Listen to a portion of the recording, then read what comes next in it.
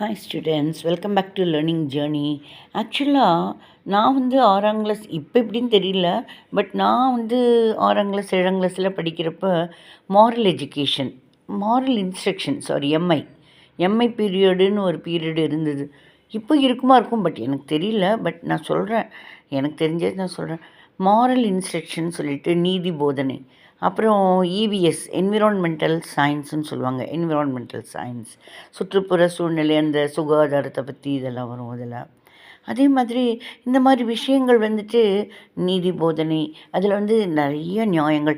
பொய் பேசக்கூடாது, பொய் பேசினா என்னென்ன விளைவுகள், அதே மாதிரி உண்மை பேசணும், நேர்மையாக, honesty is the best policy. இந்த மாதிரி ஒவ்வொரு நேர்மைக்கு உண்டான பரிசு என்ன, இந்த மாதிரி ஒவ்வொரு டாபிக் ஒவ்வொரு அந்த பீரியட்லேயும் அந்த சாரும் மிஸ்ஸும் வந்து சொல்லி தருவாங்க. அதை நம்ம கற்றுக்குவோம். பெரியவர்கள்கிட்ட மரியாதை கொடுக்கணும், ரெஸ்பெக்ட் டு த எல்டர்ஸ், இதை வச்சு ஒரு கதை இப்படிலாம் சொல்கிறப்ப ரொம்ப நல்லா மோட்டிவேட் ஆகும். பட் அந்த அளவுக்கு இப்போ இன்னும் நம்ம வந்து நமக்கு அண்ணா இருந்தாங்கன்னா, அவங்களுக்கு நம்ம என்ன தான் அதுக்கப்புறம் படித்து தெரிஞ்சிருந்தாலும், அண்ணாவை விட பயங்கரமாக படித்து பெரிய அளவில் வந்தாலும் அண்ணான்னா அண்ணா தான், அந்த மாதிரி இருக்கும் இல்லையா?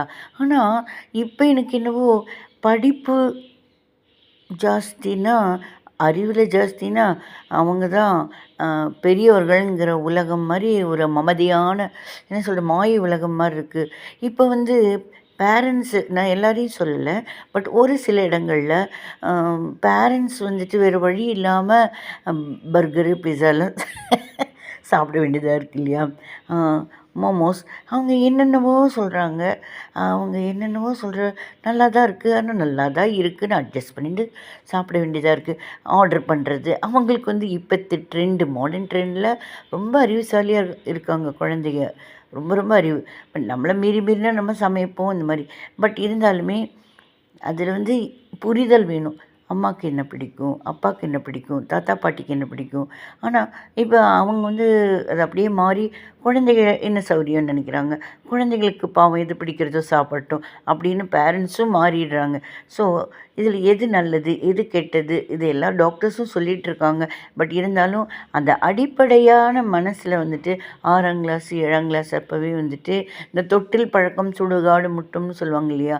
சின்ன வயசுலேயே அந்த விஷயங்கள், நல்ல விஷயங்கள். இப்போ பிஸ்ஸா சாப்பிட்றோம், தப்புன்னு நான் சொல்லலை, பட் சொல்கிறேன் எப்பயா சாப்பிட்லாம். பட் அது மைதானா, அது சுகர், இப்படிலாம் நமக்கு நிறைய டாக்டர்ஸ் சொல்கிறாங்க. பட் இருந்தாலுமே சின்ன வயசில் உணவு முறைகள் அதெல்லாம் அந்த சாதாரணமாக இயக்கமாக இது வந்துச்சுன்னா கிளாஸஸில் உடம்புக்கு நல்லது எது இது அப்படின்லாம் சொல்லி வளர்த்துறப்போ இன்னும் நல்லாயிருக்கும். கிளாஸஸ் நடக்கிறப்போ நல்லாயிருக்கும் இல்லையா? இயற்கையான மூலிகைகள் இது, இந்த மாதிரிலாம் பொதுவாக எல்லாம் இப்போ வருது, இல்லைன்னு சொல்லலை யூடியூப்பில். பட் இருந்தாலும் அந்த காலத்து அந்த சின்ன கிளாஸ்லேருந்தே வரப்போ அது பெரிய விஷயந்தான் இல்லையா?